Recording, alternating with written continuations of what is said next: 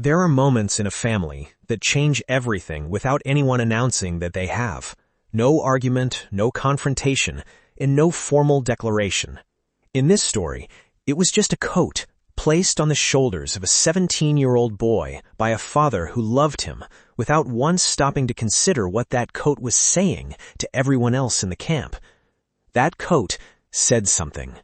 In a world where clothing was a language, where what you wore told everyone around you exactly where you stood, that coat on this boy was speaking at a volume the whole household could hear. It said, "This one is different. This one is chosen. The rest of you are not." And standing at the edge of the crowd that had gathered without meaning to gather was Reuben. He was watching, the same way he had always watched, and spent his entire life reading rooms. And the room had just said something he already knew, but had never seen this clearly before. The question this episode is asking is one that every person who has ever been overlooked in a room they were born to lead has had to answer for themselves. What do you do when someone else gets the coronation that was never given to you? Jacob gave Joseph the coat. The Bible simply records it in Genesis as a richly ornamented robe, a tunic of many colors depending on the translation. Scholars have had several debates on this, but nobody talks about what it meant in that household, in that camp, and on that afternoon. Jacob had 12 sons, and he made a coat for one of them. This was not a small gesture. This was not a father giving his son a gift the way fathers give sons gifts. This was a declaration. A public, visible, undeniable declaration that this son occupied a different place in his father's heart than the others, that he was set apart and chosen. And Jacob did it openly, not quietly, not privately, not in a way that could be explained away or softened by context. He put the coat on Joseph in a household where everyone was watching, because Jacob did not yet understand, or perhaps did not want to understand, what he was doing to the 11 sons who did not receive one. This is the part of Jacob's story that is hardest to reconcile, because he was not a stupid man. He had survived Laban, he had wrestled with God, he had navigated decades of complicated family politics with enough intelligence to build one of the most prosperous households in the region. He was not stupid, but he was blind. Specifically, selectively, persistently blind to what his love for Rachel and her sons was doing to everyone else in his house. And on the day the coat arrived, that blindness became visible to everyone, including the 11 sons standing. Reuben did not react the way Simeon reacted. He did not react the way the others reacted. He stood slightly apart the way he always does, and he watched. And what he saw was not just the coat, but his father's face. Jacob, watching Joseph receive that coat, looked like a man looking at something he had been waiting to give for a very long time. The pride in his face was not the general pride of a father who loves his children. It was specific, directional, the pride of a man who sees himself in one child above all the others and has stopped pretending otherwise. Reuben had watched his father's face for decades. He knew every expression Jacob had. He knew the look Jacob wore when he was satisfied, grieving, thinking about Rachel, even after she was gone. It was the specific quality of a man whose heart keeps returning to a place that no longer exists. He knew all of those looks. But the look on Jacob's face when he put that coat on Joseph was a different look entirely. That was the look of a man giving something he had been saving, something precious, something that in a different household, a different arrangement of love, might have gone to the firstborn. He just absorbed it, added it to everything else he had been carrying, and went back to work. There is a particular kind of pain that comes not from watching someone you love someone else more, and knowing that the person doing the loving does not even fully realize they are doing it. That is not a biblical pain. That is a human one.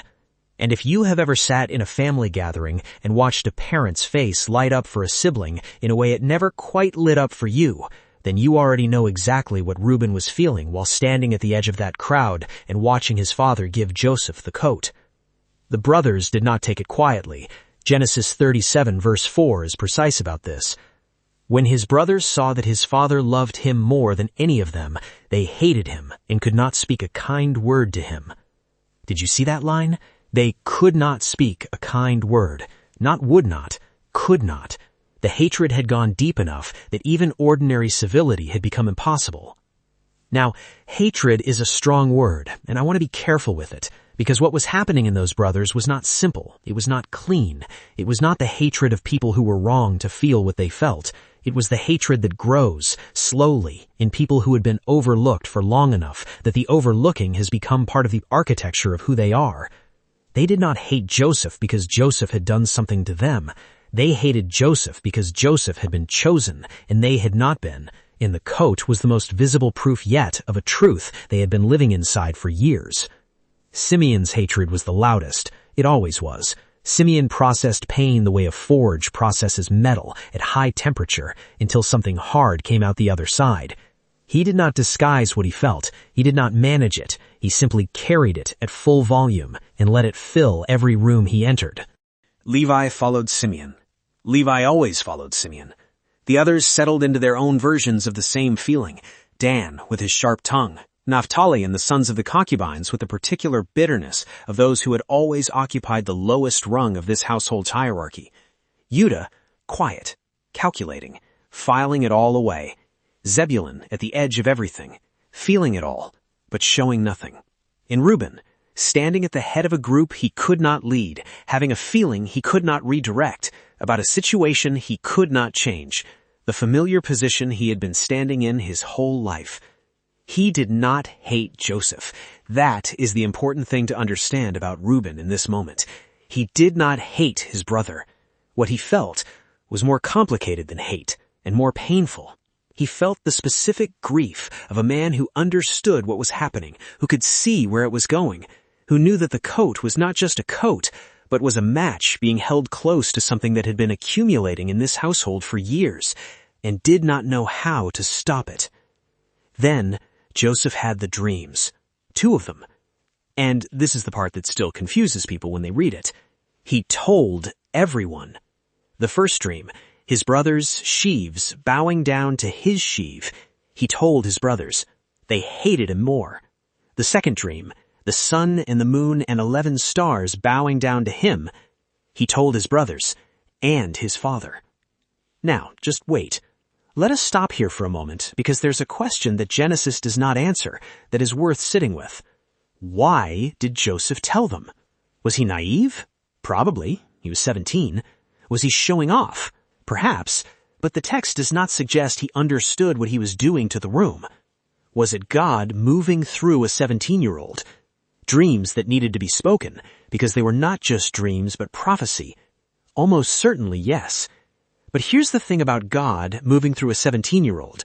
God's timing and a teenager's social awareness are not always the same thing. Joseph told the dreams because the dreams were real to him, because they came from somewhere he did not fully understand.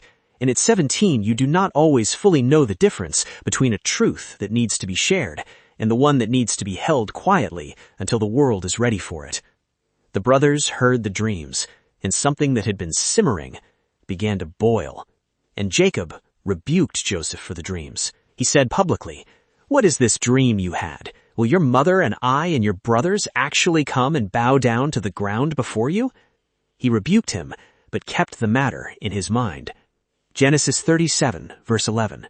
His brothers were jealous of him, but his father kept the matter in mind. Jacob rebuked him with his mouth and turned the dream over in his heart, because even now, even in the rebuke, something in Jacob believed it. Something in Jacob recognized his favorite son in the center of a dream that placed him above everyone else, and he kept it in his heart. Reuben heard the dreams and understood, in the way he always understood things before anyone else named them, that the household had just crossed a line it could not uncross. The coat was a declaration. The dreams were a direction. And somewhere in the space between those two things, the brothers' fire, which had been burning hotter and hotter for months, was about to find something to consume. Here is what I want you to see in this episode. Not the coat, not the dreams, not the brothers' reaction, But something underneath all of that. Something about Reuben specifically. In the weeks after the coat arrived, the dreams were told, and the temperature in the brothers' circle had risen to something it had never been before. Reuben did something that the Bible does not record, but that the pattern of his life makes almost certain. He tried to manage the situation. He stepped between his brothers in the situation the way he always stepped between things. He redirected conversations that were heading somewhere dangerous. He reminded the brothers, quietly, that Joseph was still their brother. He tried to hold the circle together, the circle that was already pulling apart, with the same hands that had been holding things together his entire life, not because he had been asked to, not because anyone thanked him for it, because that was who he was. Because the crown he had been wearing since he was 9 years old, the invisible crown of the one who stays, the one who holds, the one who cannot stop trying even when trying is not enough, was still on his head, still real, still his, even in a season where his father had put a visible crown on someone else. There is something worth naming here.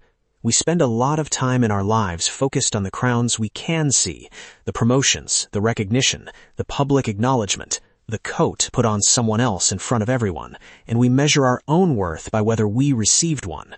But here is what Reuben's story keeps showing us, episode after episode. The crown that matters most is not the one someone else puts on you. It is the one you wake up wearing every morning, whether anyone sees it or not. Reuben did not receive the coat. He did not receive the public declaration of favor. He did not receive the dream that placed him at the center of the story. But he woke up every morning and did the thing that princes do. He served, he protected, he stayed. That is not a consolation prize. That is a crown. And nobody, not Jacob, not Joseph, not the coat, not the dreams, could take it from him. But something was coming, something that would test whether the crown was strong enough to survive what was about to happen in a field called Dothan. Next time, the brothers are sent to check on the flock. Joseph follows, and in a field far from home, far from their father's eyes, everything that has been building in that circle finally finds somewhere to go. Crowns in the Dust. The Reuben Series, Episode 5. Coming next.